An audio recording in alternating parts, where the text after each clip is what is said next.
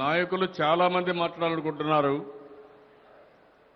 నాయకులు చాలా మంది ఆయనతో అసోసియేట్ అయ్యారు. ఆయన నుంచి ఒక స్ఫూర్తి తీసుకున్నారు. అయితే కార్యకర్తలు కూడా ఆయన ఆ రోజు ఇచ్చిన స్ఫూర్తితో ఆయన చేసినటువంటి ఆయన ఇచ్చిన పిలుపును ఆధారం చేసుకొని చాలా మంది రాజకీయాల్లోకి వచ్చారు. రాజకీయాల్లోకి రావడమే కాదు, కొంతమంది వాళ్ళే సహకరించుకుంటూ ముందుకు పోయారు. నేను వేదిక పైన వాళ్ళు మాట్లాడమే కాకుండా ఇది ఒక మంచి అకేషన్ కాబట్టి కింద నుండి వాళ్ళకి మీకు అకేషన్ ఇవ్వాలనుకుంటున్నాను. మీ జ్ఞాపకాలను ఎన్టీఆర్ రామారావు గారితో నెమరు వేసుకోవడమే కాకుండా ఆయన ద్వారా మీరు ఏమి నేర్చుకున్నారు, ఏమి చేశారు అనేది కూడా చాలా ముఖ్యం. అందుకనే ఒక ఎన్టీఆర్ ఎప్పుడు కూడా ఒక స్ఫూర్తి ప్రదాత, తెలుగువారి ఆత్మ గౌరవాన్ని కాపాడిన వ్యక్తి. అలాంటి తెలుగు జాతి ఆత్మ గౌరవాన్ని కాపాడిన వ్యక్తిని ఒక ఆదర్శంగా తీసుకొని మనం ఏం చేశామో మనం ఆలోచించాల్సిన అవసరం ఉంది. ఆయనకు నిజమైన నివాళి మనం అర్పిస్తున్నామంటే ఆయన చూపించిన స్ఫూర్తితో మనం పనిచేయాల్సిన అవసరం ఉంది.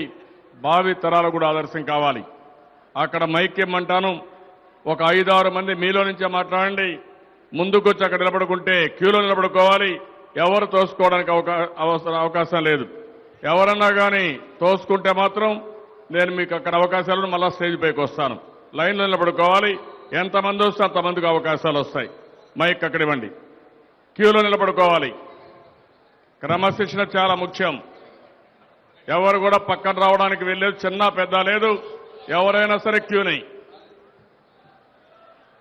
ఆ మాట్లాడే వాళ్ళు ముందుకు పంపించండి. ఒక్కరిని మాత్రం ముందుకు పంపించండి. అక్కడ నిలబడుకోండి. మాట్లాడమ్మా. చూడమ్మా, బైపాస్ లేదు, ఓవర్టేకింగ్ లేదు. గౌరవనీయులు పెద్దలు, జాతీయ అధ్యక్షులు, ఒకటి సింగిల్ లైన్ దివాకర్ రెడ్డి గారు, సమావేశానికి విచ్చేసిన విజయలక్ష్మి గారు, ఒక్క నిమిషం.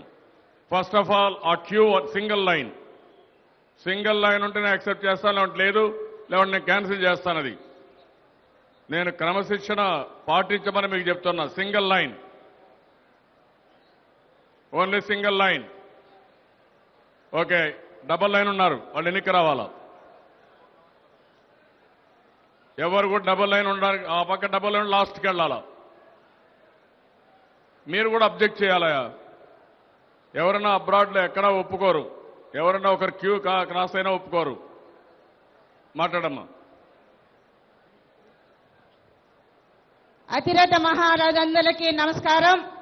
ఈ సమావేశానికి విచ్చిన ఓన్లీ 1 మినిట్ అమ్మా. మీ 2 నిమిషాల కంటే ఎక్కువ లేదు. 2 నిమిషాలు చెప్పండి. కుటుంబ సభ్యులందరికీ నమస్కారం. 1982లో తెలుగుదేశం పార్టీ స్థాపించినప్పుడు నందమూరి తారక రామారావు గారు తెలుగింటి ఆడపడుచులారా రండి, కదలి రండి అంటే వంటింట్లో వంటలు చేసుకుంటున్నటువంటి మహిళలుగా ఉన్న మేము, బీసీ కులాలకు సంబంధించిన మేము రాజకీయాల్లోకి రావటం జరిగింది. ఆ రకంగా మహిళలకి రాజకీయ భిక్ష పెట్టింది తెలుగుదేశం పార్టీ అని చెప్పుకుంటున్నాం. అంతేకాదు రామారావు గారు గండిపేటలో శిక్షణా తరగతులు పెడితే మహిళలం మా పుట్టింటికి వెళ్ళినట్టుగా ఎంతో అభిమానంతో, ఆత్మగౌరవంతో మేమందరం పాల్గొనటం జరిగేది. అంతేకాదు రామారావు గారు మాకు నేర్పింది ముఖ్యంగా క్రమశిక్షణతో మెలిగితే ఎంత దూరమైనా కూడా మెలగవచ్చు, ప్రజల మనుషులుగా ఉంటే ఎన్ని స్థాయిల కన్నా ఎదగవచ్చని మా అన్నగారు నేర్పితే, అంతేకాకుండా మహిళలకి ఆస్తిలో సమాన హక్కు ఏర్పాటు చేస్తే మా అన్న చంద్రబాబు అన్న అధికారంలోకి వచ్చిన తర్వాత, జనరల్ సెక్రటరీ అయిన తర్వాత మహిళల విషయంగా ప్రత్యేక శ్రద్ధ తీసుకుని 33% ఉద్యోగాల్లోనూ రిజర్వేషన్ కల్పించింది చంద్రబాబు నాయుడు గారని గర్వంగా చెప్పుకుంటాం.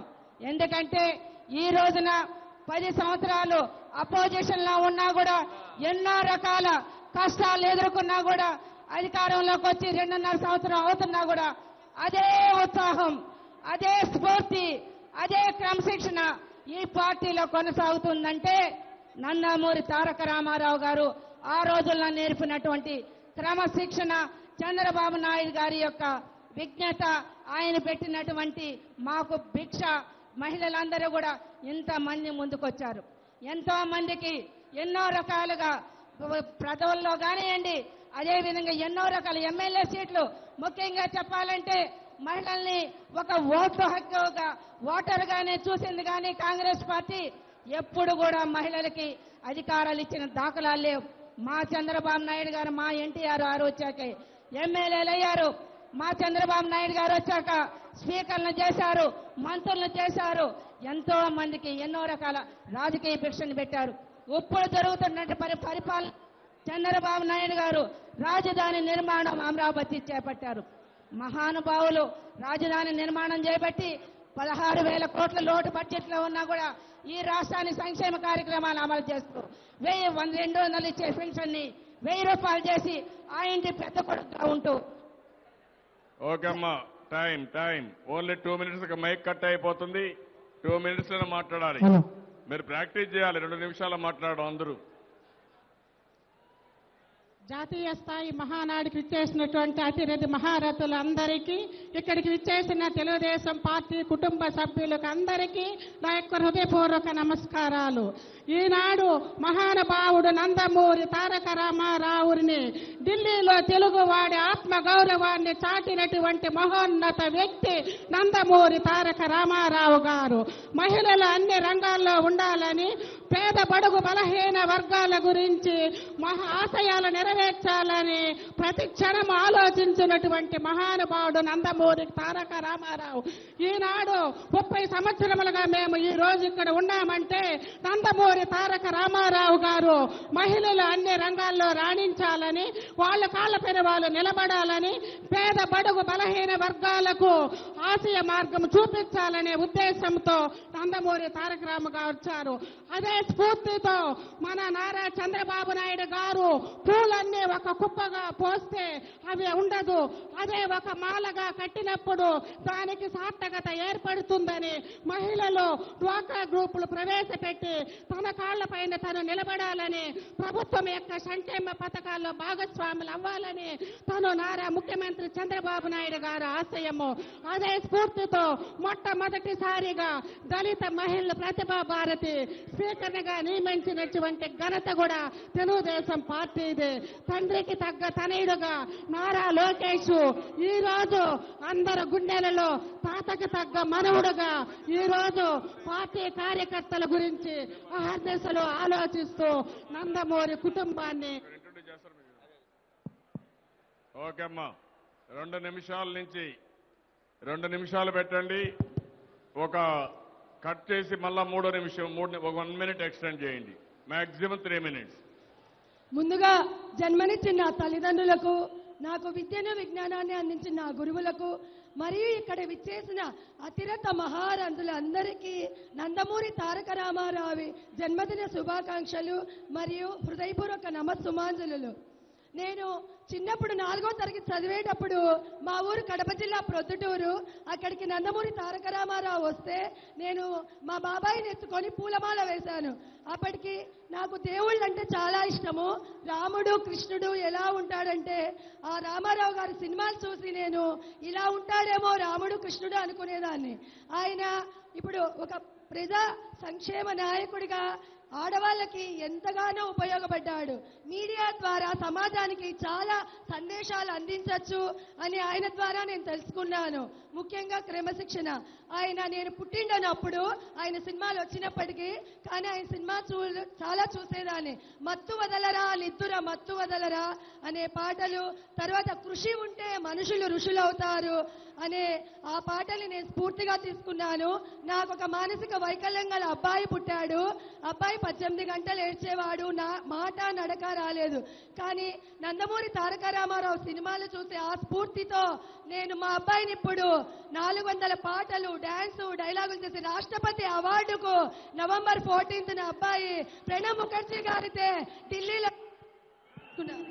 హలో, తర్వాత అంతర్జాతీయ వికలాంగుల దినోత్సవం రోజు వికలాంగుల కోసం మన నారా చంద్రబాబు నాయుడు గారు మా అబ్బాయికి సన్మానం చేశారు, ఫ్లైట్ టికెట్లు ఇచ్చి. ఎంతగానో సంతోషం. మీరు గమనించారో లేదో, ఆంధ్రప్రదేశ్ ప్రభుత్వము దాని కింద నారా చంద్రబాబు నాయుడు గారు నథింగ్ ఈజ్ ఇంపాసిబుల్ అనే ట్యాగ్ అమర్చారు.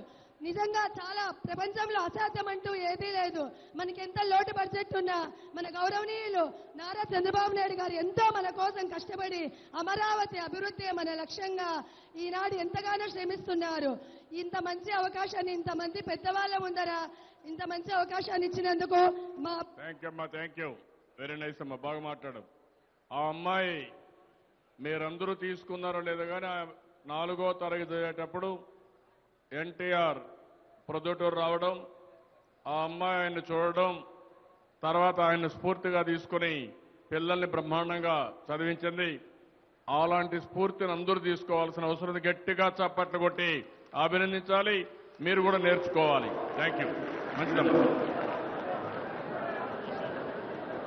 తెలుగుదేశం పార్టీ కుటుంబ సభ్యులందరికీ కూడా మహానాడు సందర్భంగా స్వాగతం, సుస్వాగతం. ఈరోజు అన్నగారి పుట్టినరోజు. తెలుగుదేశం పార్టీ స్థాపించినప్పుడు అన్నగారి వెంట ఆయన అభిప్రాయం యువత మాత్రమే నడిచింది. కానీ రాజకీయంగా తెలుగుదేశం పార్టీ తరఫున అన్న ఎన్టీ రామారావు ఎవరైతే రాజకీయాల్లో ఓనమాను తెలియదో చాలా మందికి ఓనమాను నేర్పి టికెట్లు ఇచ్చి ఎమ్మెల్యేలు, ఎంపీలు, మంత్రులు చేసిన ఘనత ఎన్టీ రామారావు తెలుగుదేశం పార్టీది మాత్రమే. ఆ రోజు నుంచి ఈ రోజు వరకు కూడా ప్రతి మహానాడులో క్రమం తప్పకుండా ఒక క్రమశిక్షణ గల సైనికునిగా, తెలుగుదేశం పార్టీ కార్యకర్తలుగా మేమందరం కూడా ఆ రోజు నుంచి ఈ రోజు వరకు తెలుగుదేశం పార్టీ కొనసాగుతూ ముందుకు జరుగుతూ ఉన్నాం. ఇవాళ తెలుగుదేశం పార్టీ అన్న ఎన్టీ రామారావు ఒక మహానాడు అంటే తెలుగుదేశం పార్టీ కార్యకర్తలందరూ కూడా ఒక పండగ.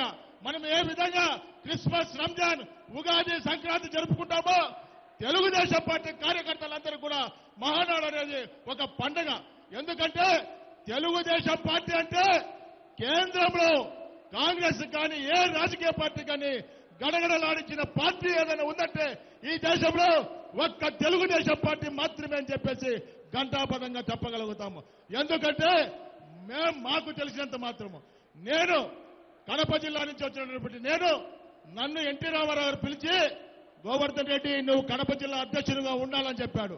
సార్ అది ప్రాక్షన్ జిల్లా, నేను నా వల్ల ఏమైతుంది సార్ అంటే నీ వల్ల నేను చేసి చూపిస్తానని చెప్పేసి 5 సంవత్సరాలు కడప జిల్లా అధ్యక్షుడిగా పనిచేసిన టైంలో జిల్లా పరిషత్, బ్యాంక్ అన్ని కూడా వరుస క్రమంలో తప్పకుండా గెలిచి తీరినాము.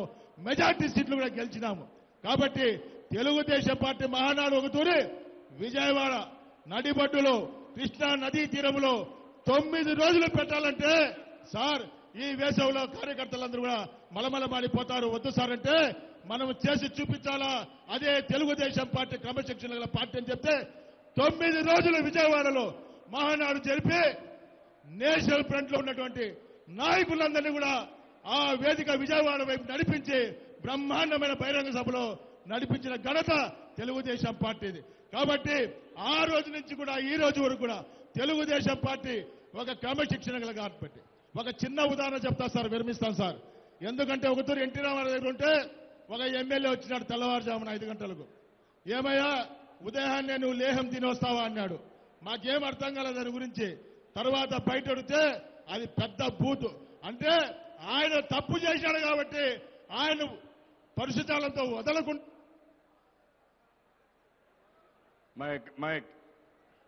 Party Telugu Desam party. దయచేసి మనందరం కూడా కార్యకర్తలుగా తెలుగుదేశం పార్టీ నడిపించుకుంటాం, కష్టపడదాం. నారా చంద్రబాబు నాయుడిని మరీ 2019లో మళ్ళీ ముఖ్యమంత్రిగా చూడాలని చెప్పేసి ఈ మహానాడు శబదం పూని మనమంతా ముందుకు పోదాం. సార్ ఒక చిన్న వినపం సార్, మహానాడు ఎప్పుడు కూడా కడప జిల్లాలో జరగలేదు సార్. దయచేసి నెక్స్ట్ మహానాడును మా జిల్లాలో జరిపేదానికి మీరు ప్రయత్నం చేయండి. ఎందుకంటే ఒక అపోజిషన్ లీడర్ ఉన్నారు. మేము రాత్రింబౌలు కష్టపడి తెలుగుదేశం పార్టీ మహానాడును విజయవంతం చేస్తామని చెప్పేసి తెలియజేసుకుంటూ నెక్స్ట్ మహానాడును కడప జిల్లాలో పెట్టాలని చెప్పేసి మేము కోరుకుంటాం సార్. ఆ మహానాడుకు నా వంతు ఒక కార్యకర్తగా 10 లక్షల రూపాయలు విరాళంగా కూడా మహానాడుకి ఇస్తానని చెప్పేసి ఈ మహానాడులో నేను ప్రకటిస్తా ఉన్నాను సార్. చూడు గోవర్ధన్ రెడ్డి గారు, కడప జిల్లాని నెంబర్ 1 జిల్లా చేయాలి, మనం చేస్తాం. చేసిన తర్వాత అక్కడ మహానాడు పెడదాం. ముందు దానికి నాయకులు పని చేయండి, చేద్దాం. Thank you.